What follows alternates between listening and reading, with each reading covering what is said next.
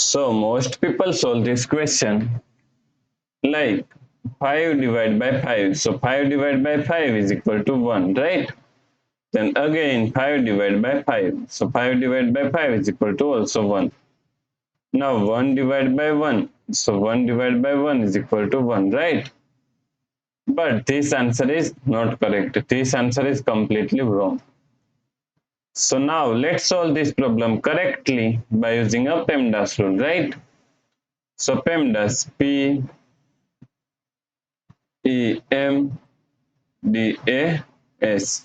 According to PEMDAS rule, first priority is parentheses, then second priority is exponents, then third priority is multiplication and division.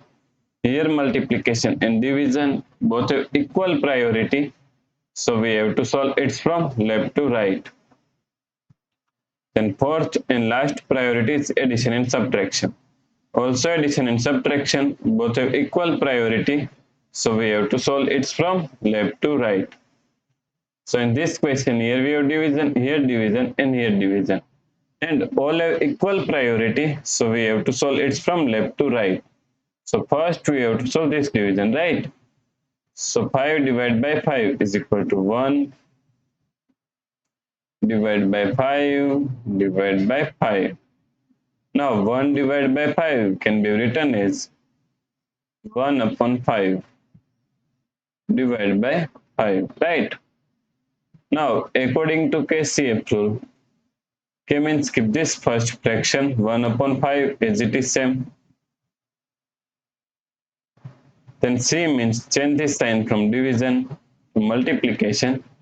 Then F means flip this second 5 is equal to 1 upon 5, right? Now 1 times 1 is equal to 1 and 5 times 5 is equal to 25. So the correct answer is 1 upon 25, right?